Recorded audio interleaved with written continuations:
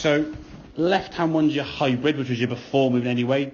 The right one's the driver, okay, which is a pretty good shot, I think 2 shots ago, okay. So what we saw on the takeaway now as you went back, club going back, all right, they were getting a little bit kind of steeply. The stance was a little bit too wide. Left arm now, a little bit high. As you start coming back from there, because you turn, you kind of sort of just pick the club up a little bit, okay. As you start then unwinding back the golf ball here now, I think it's the frame there.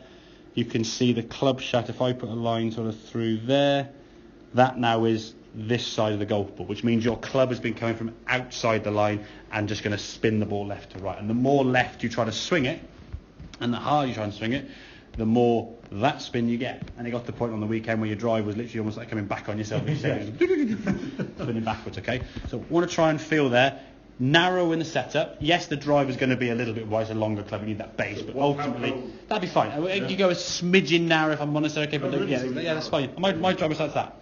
Okay, I'm not going to be kind of this way. So okay, just comfortable with shoulder width apart. Yeah, exactly. And then obviously your iron will be a little bit narrow. Okay, your change is going to be kind of there to there. I think what a lot of guys go, here's my 7-iron, here's my 9, and they just get a really wide stance. Okay, so in terms of takeaway now, we talk about your arms kind of being underneath that line there, and the arms and the club kind of working on this way. If we watch the club as it goes back now, you can see your hands now are inside that green line nicely.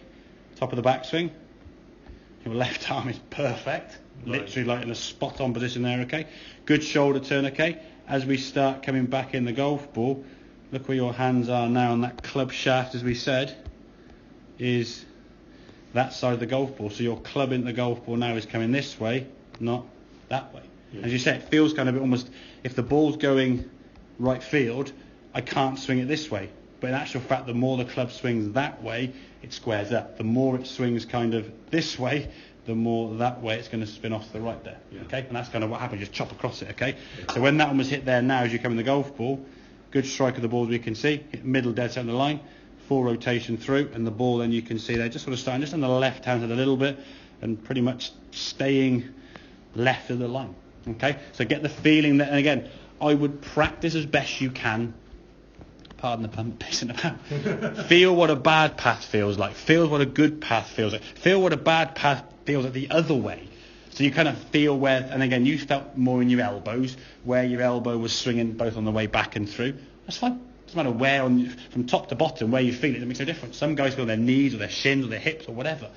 Where's this going? You felt kind of out here. As I said, what felt to you out to the right there, in actual fact, was just swinging kind of to target. It wasn't anywhere near out there, but real and feel his head off on two different things. And that's the frustration that people have, is they think, well, I'm doing this. Well, are you doing that? Maybe not. Okay, and that's when guys try and teach you, if you said to someone, okay, yeah, hit the ball straight with the driver, just get your elbows to swing out here. If someone actually then did that, they probably missed the golf ball. Okay, so your feeling to you of doing this is more in this line, because what you've been doing is this and chop. And I think how this sort of sequence has gone on, we've discussed in the path your angle on the way back. You often have the tendency to get too flat, okay? So your path would be okay, then you sort of flatten off and the arm will get low. And we've worked on getting your left arm a little bit higher. And when I say little bit, we're talking little bit. You've gone kind of, and again, all right? And then what's happened, you've just gone to lifty, yeah. And then to try and really do it, you stop turning, lifted the arms up, then it starts slicing. Then you get frustrated, which is certainly understandable. Then you grip it tighter. Then it curves off to the right more. Then you grip it tighter. Then you start lifting more and more left. Then you chop it across. Then the club gets thrown back in the bag. And then your irons start digging in the ground. Then you're coming down, probably topping the ball and then scuffing the ground. And yeah, a vicious circle creates it, okay? And then and it's all good. And all good. Exactly. And all relaxing. And everyone's good. Okay.